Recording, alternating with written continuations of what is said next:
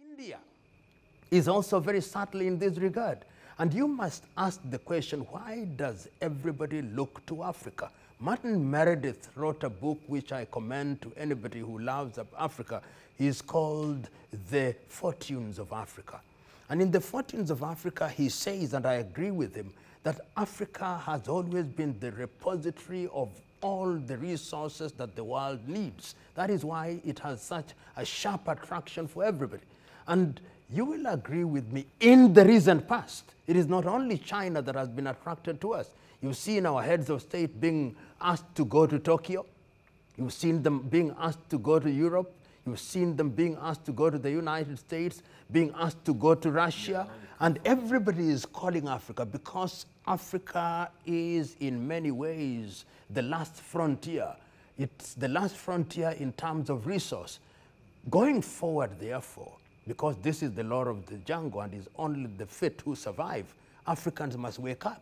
If we don't wake up, we'll be eaten alive and raw. And we're already being eaten alive and raw because we are not awake. I love the direction in which the argument is going. Well, in a recent book by Irene Sun, she argues, the book is called The Next Factory of the World. And she argues that the intervention of Chinese entrepreneurs in Africa is stimulating a groundswell of manufacturing activities that passes on technical knowledge as well as industrial activity that will snowball gradually into an improvement in the state of those various African economies. So I don't know whether that seems to be a flip side of what you are saying now. To correct you, what she said was that intervention was beneficial both to the Chinese and African people. Yes. I just wanted to place that. That is a very interesting argument. If you look at it, I find it interesting in this regard. And I want to look at how the Chinese have been relating to individual African countries, because the Chinese are very subtle in this regard. You'll find that if they come to Nigeria, they identify what Nigeria appears to need. They go to Lesotho, they identify what Lesotho appears to need. So they are very subtle in that regard, and they don't appear threatening. They don't ask too many questions, and therefore we are able to embrace them. And they also are very clever in building edifices which are very good for the optics. Okay. If you want to see roads, you can say the Chinese did this road. If you want to see stadia, the Chinese did this. But when you talk about factories and transfer of technology, let us ask ourselves, which are the areas in which we have seen the Chinese come in the recent past and there has been actual transfer of technology? If it is in the textile area, I want to be told in which country the Chinese have recently come, and we can identify and say, yes, they came here, they are preparing an exit strategy, and when they leave, so many young Africans will have been trained. I know what they are doing in Awassa, for example, in Ethiopia, and it's early days yet to judge whether they'll transfer technology or not. And my message is, if that was not a part of the arrangement between the Ethiopian government and the Chinese government, that is what we want to be seen. Yeah. If indeed they come into the area of energy generation, for example, in solar, we want to know, when they leave, will we be able to build our own solar equipment so that we don't go back to China? If they go to Lesotho, where they are active in the textile industry, what will happen? So going forward, I think that the Chinese entry in Africa is because they have a very sharp and keen appetite for African resources. And if we don't negotiate properly, they will shortchange us. It is not too late yet. I'm going to come in here and speak from the commercial side. You, of all persons, used to warn us that there is never any free lunch. Yes. The mistake being made by contextual speakers in Africa is to say the Chinese, when you look at them, we look at them from our knowledge of them in the past, that they were communists who were all doing this for the general good. But we've forgotten that in the last in the last 20 years or so, this is a country that has accelerated both in terms of improving itself out of poverty, in terms of increasing in terms of intellectual property rights, in terms of increasing itself in terms of technology, in terms of huge growth, and bringing out more millionaires per year than any other country has ever done before. Well, maybe in terms of scale, it's there. But there's something that people have never understood. They have the best in terms of commercial orientation, and that their interest in Africa is not altruistic. It is real, born out of a commercial thing. Is it therefore the challenge that Africans who engage therefore with them must do so with their eyes open about the commercial interpretation of these transactions? You've seen what happened to the port of Djibouti. You've seen what happened to these other transactions whereby we end up in debt, whereby they give you infrastructure far beyond your ability to repay. And is it not, therefore, the challenge for Africans to own responsibility? For example, in Nigeria, where I think I can speak for, when they come in with their resources, with their manpower, with their whatever. There's been not much of using local people, whereby you say it creates jobs. There's been not much of, in terms of the technology transfer, whereby they actually train your people to take over. And you could see in the Abuja rail, whereby the first set of language they used on the rail was Chinese, which would have meant that we would have to learn Chinese to get over. So you're right. But here is the question I want to ask, and piggyback on your wise counsel you give to us.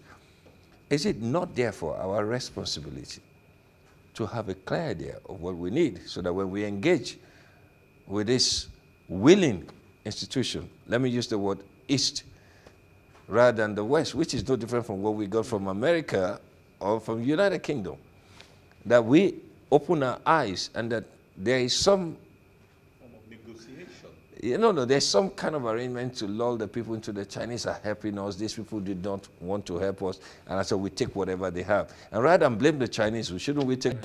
I can't agree. In fact, in my view, you've analyzed the issue in a very competent manner, because you've been able to say what I would have loved to say. Number one, that I don't blame the Chinese. The reality is that this is a cutthroat competition, and throats are actually cut. Yes, seriously. And that therefore, if you have weak negotiators, you will get the short hand of the stick.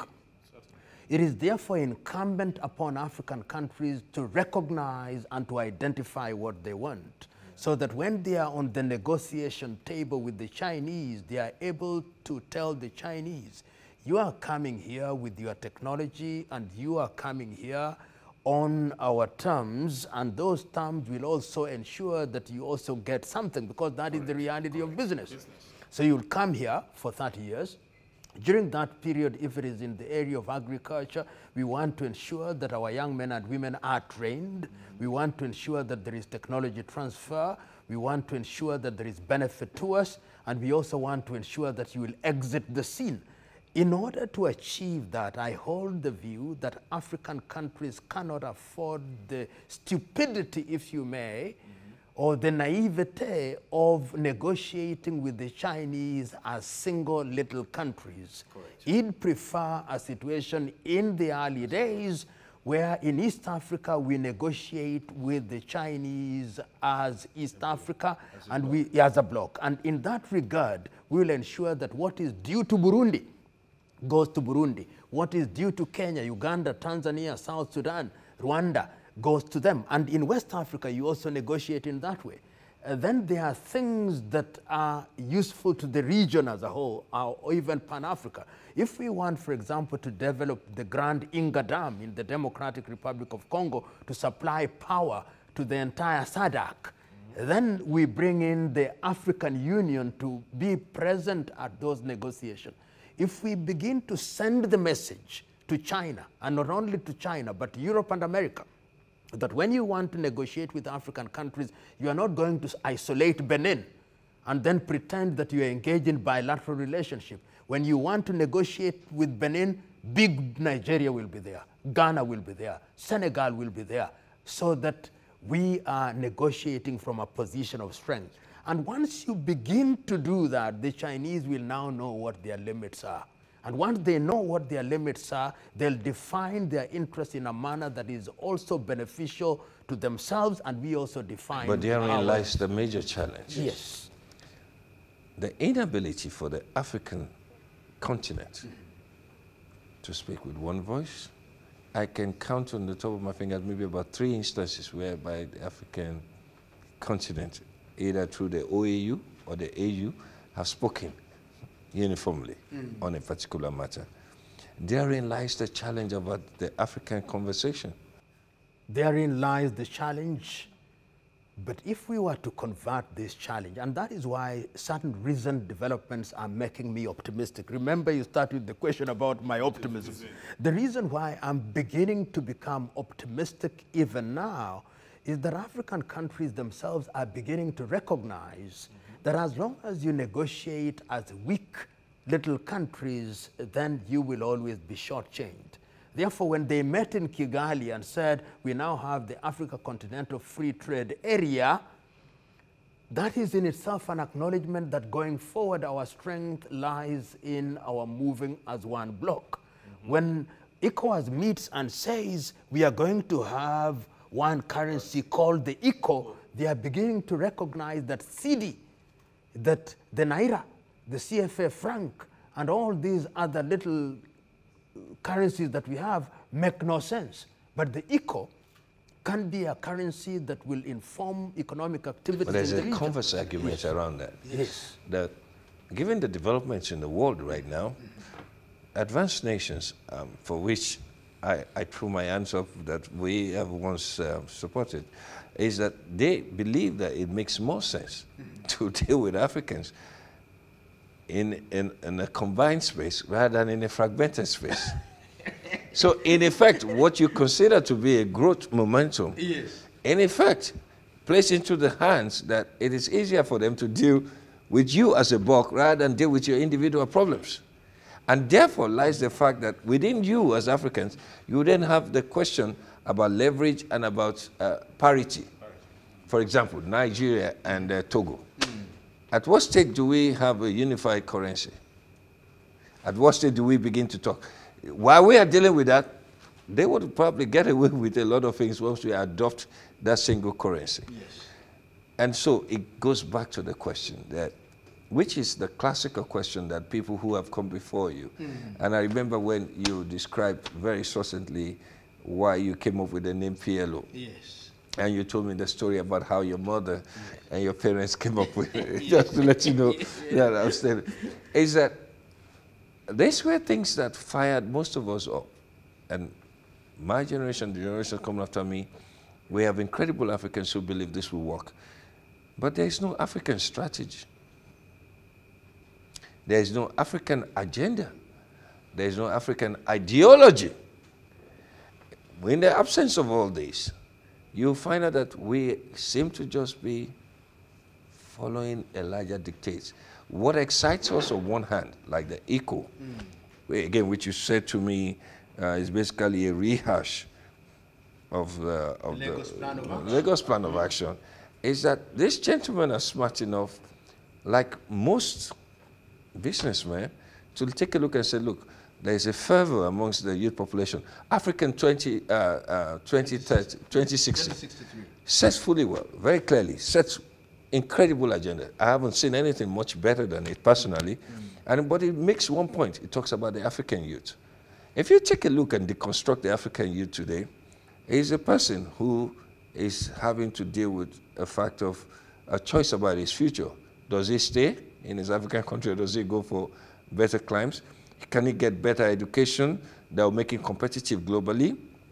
Is he able to have opportunities for investment or for pool betting or whatever betting that is available which takes most of his money? Is he able to settle down into a family life on crisis without anything where he can aspire to? For some reason, the African youth right now struggles for inspiration. As much as he tries to aspire, there are not too many people that provide for him the avenue for aspiration. But Femi, I hear you. I hear you, but the beauty of the space in which we live now is that the first step has been made. You know, when Africa came up with Agenda 2063 in the year 2013, the preamble to that particular initiative was the acknowledgement that we lost 50 years. That, I think, was a good thing. When they then distilled the 7 pillars that we want to be an important and significant player in the world, you can see that there has been a graduated growth. From 2013, you come to the year 2017, when the countries now meet in Rwanda with the African Continental Free Trade Area, it is incremental, and it's preceded by the Free Skies. Oh yes, which opens up the African airspace. And it is instructive that in the month, I think by the month of June next year, the Secretariat for the ACTF will have been established and will be up and going in Accra, Ghana. So that does not mean that it's going to be smooth sailing. But what should energize us is that in our own lifetime, we have seen countries that were backwater countries make decisions and implement them in a manner that has changed the lives of their people. I'm giving examples that perhaps don't fit the bill, but can be used in microcosm. Look at Dubai. What was Dubai 30 years ago? What was Qatar 30 years ago? Command and control principle allows Dubai to be who it chooses to be. Correct. The command and control principle in Africa, which is something you have actually... I hear you on the command and control question. The command and control principle means that... Perhaps I brought it at the right moment so that you asked the question, this thing of command and control. Yes, the question of democracy in Africa. How do you perceive it? Is it, as we currently practice it, is it likely to take us to the direction that we would love to see Africa within the period we aspire to 2063? You know, without having an answer which will be bought in the market of ideas, I now hold the view. When we talk about democracy, particularly we who have had the advantage of being exposed to Western education, our definition of democracy is jaundiced, if I may use that word. Jaundiced in the sense that we define democracy as the liberal Western democracy, multi-party state, periodic elections, one man, one vote, and you have a government that is defined according to Western concept with the executive, with the legislature, with the judiciary, with the free press, with the civil society. That is the ecosystem in which democracy exists. But have we ever defined for ourselves what democracy is? No. Have we ever defined for ourselves, and remember we started with the question of governance. When we talk about governance, have we ever defined for ourselves what governance is? Does it mean that in the manner in which we govern ourselves is not democratic? And it can only, because we can have a democracy that informs our very circumstances. Here in Nigeria, which is a country that is very diverse, is it possible that in the northern part of Nigeria, you can have systems of governance that are informed by the realities of that particular area?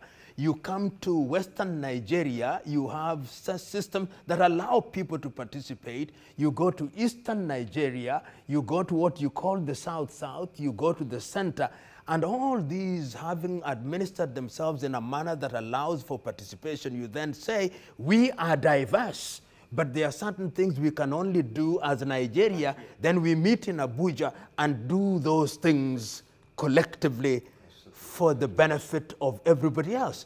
If that is a debate we don't even want to get into, because we have been persuaded to believe that democracy is as defined by Washington and Paris and London and Brussels. I'm now at that space where I'm beginning to say that African thinkers and African practitioners must interrogate democracy as marketed and sold to us. Why?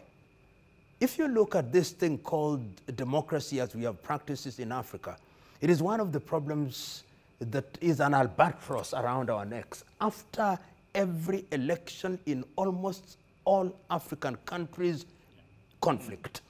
Yes, conflict. If it is not conflict in Kenya, it is conflict in Uganda. If it is not conflict in Uganda, it is conflict in Mozambique. If it is not in Mozambique, if it is in Malawi. If it is not in Malawi, it's in Togo, in Benin, or Gambia, or Nigeria, or Ghana, or Senegal, or Mauritania, or Niger, or Burkina Faso, or Algeria, or Sudan.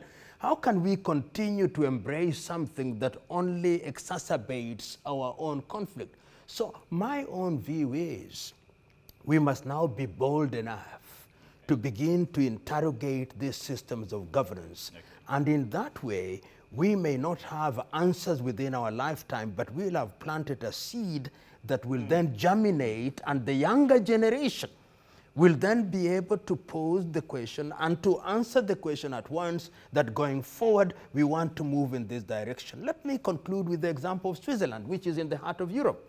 The Swiss country, as we know it, has Italian speakers, German speakers, the French speakers, and the Romance speakers, and is divided into 12 cantons.